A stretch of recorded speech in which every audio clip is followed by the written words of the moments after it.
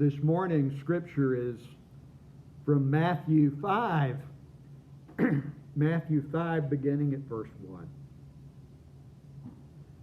When Jesus saw the crowds, he went up the mountain, and after he sat down, his disciples came to him.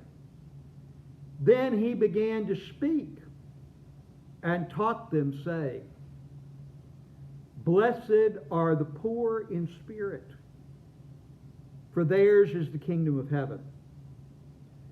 Blessed are those who mourn, for they will be comforted. Blessed are the meek, for they will inherit the earth.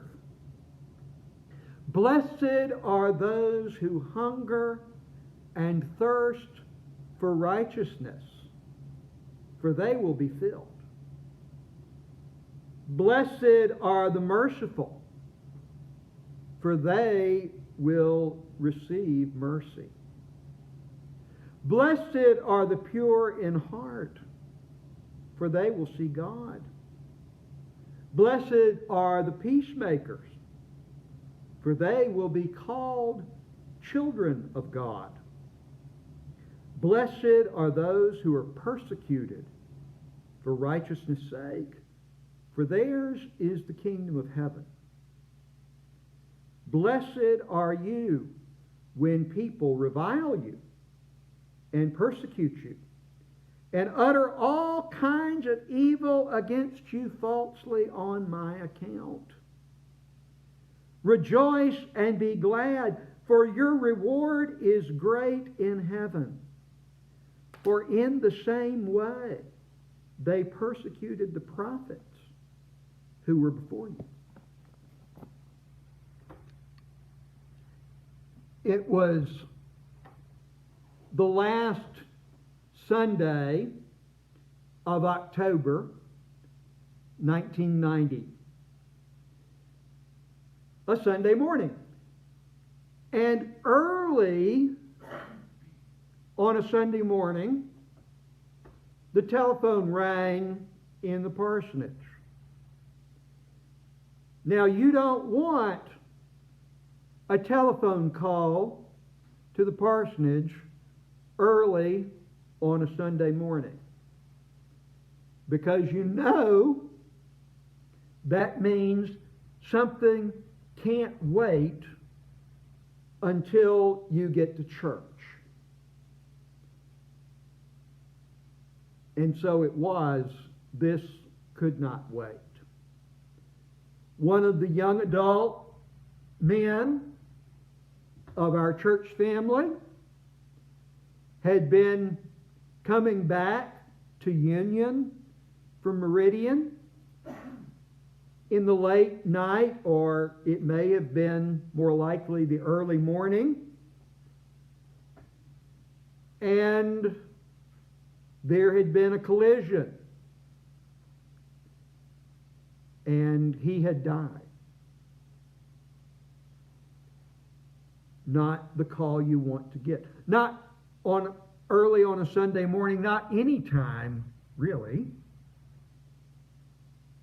There are some deaths that are somewhat easier for a pastor to respond to. If someone has lived 7, 8, 9 decades, if they have fought the good fight, if they have finished the course, we're still sad, but we don't have the feeling that something is out of joint, out of order.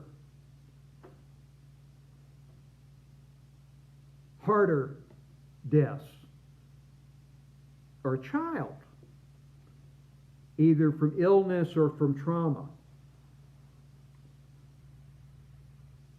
or a young adult who's barely begun the course, who has fought some fights maybe, but maybe not so much the good fight yet. someone's still working things out. And now they won't be able to.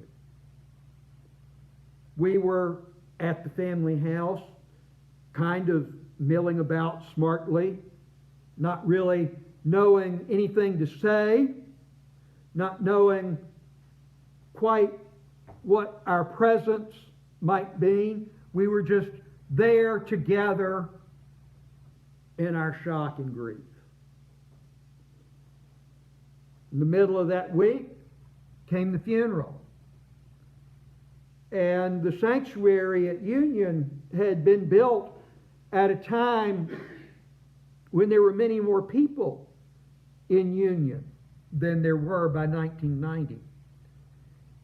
And though we might have 50 people in the sanctuary, it looked empty with 50 people in the sanctuary. This time, it was full. Full to overflowing even, 250, maybe 300. No room anywhere because it was a trauma to the whole community. And no doubt there were those who were present that had not heard the good news of the death and resurrection of Jesus, or they hadn't heard it in a while. But they came together in their grief and in seeking meaning, as we still struggle for words, relying on the words of the funeral service itself to tell the good news. And then the following Sunday, the first Sunday of November, it was All Saints Sunday. And again, we had names to read out of some of those saints who had finished their course, who had fought the good fight. But we also had his name to read out. His mother had not come to church that day. She probably just couldn't quite manage it, couldn't quite be there and without collapsing. But his sister was there. She heard her brother's name read out, and she came home and said, "Mama, they called him a saint." And his mother said, "Well, he wasn't that." She knew his struggles, his rebelliousness, his maybe harsh words spoken by her and to her. They weighed on her, I'm sure. When we talk about saints, we may get a picture. Your picture may be someone like Mother Teresa or like Francis of Assisi. People who gave up everything for the gospel, gave up everything for the sake of loving God's people. And we look at them and we think, well, I couldn't do that. But we hear the word saint and we wonder, how do we put flesh on that? What does it look like? And we hear from this passage Jesus' description of a saint. He's talking about who's blessed. Blessed are the poor in spirit. They were poor in spirit, but they also were poor. The people who listened to Jesus were poor. They knew what it was like to miss a meal, to go to bed hungry, to wonder where your next meal was coming from. And they may have counted themselves cursed, but Jesus says, no, you're blessed. Blessed are the poor in spirit. The the ones someone has called humility, not so much thinking less of yourself, but thinking of yourself less. Our culture may celebrate the braggart, but Jesus says the ones that's blessed are the meek, the ones without a thought for themselves. We may celebrate the wealthy. Jesus says the poor are blessed. We may celebrate the powerful,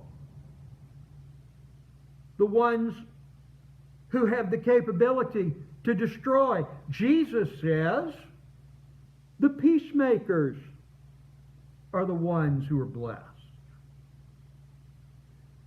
The ones who are blessed are the ones who hunger and thirst for righteousness. Again, those who hunger and thirst, we may think that a curse. Jesus says it's a blessing. The ones who hunger and thirst for justice, for righteousness, well, we may celebrate the one who gets it over on someone else, who does injustice. Jesus says the ones blessed are the ones seeking justice and righteousness. We may think we're put down and insulted and lied about and consider that a curse. Jesus says that's blessing. That happened to me. When you take up to follow me, people will call you down, call you out, lie about you. But it's a blessing. It's not so much you try as hard as you can to be meek. You try as hard as you can to be poor in spirit. You try as hard as you can to mourn. We are going to mourn. And when we're mourning, we may think we're cursed. Lucy was talking with Charlie Brown, and she said, I don't want any downs. Charlie Brown had said, Lucy, life has ups and downs. And she says, I don't want any downs. I only want ups. Ups are the sign of blessing. And Jesus says, the downs are where we're blessed. We don't have to try to mourn. We're just going to. But the blessing of God is found in the middle of that. The blessing of God is found in the opposite of what our culture may celebrate sometimes. Those are the saints. Those are the ones who are blessed. Charlie Brown was having another conversation, this time with Peppermint Patty. Peppermint Patty had been taken in by the sincerity and charisma of Linus. She had spent the night of Halloween night in the pumpkin patch, waiting for the great pumpkin. And the great thing about Linus is that anytime the great pumpkin doesn't come, it doesn't faze him. He just thinks maybe that pumpkin patch wasn't sincere enough. But others are taken in by it, and then they spend a night in the pumpkin patch and nothing happens. That was Peppermint Patty's situation. Charlie Brown says, I went trick-or-treating, and all I got was a bag of rocks. And Peppermint Patty says, I spent the night in a pumpkin patch. I didn't get anything. And Charlie Brown says, do you want my rock? The sharing of blessing. The awareness of blessing. That is what it means to be a saint. As hard as it may be to believe.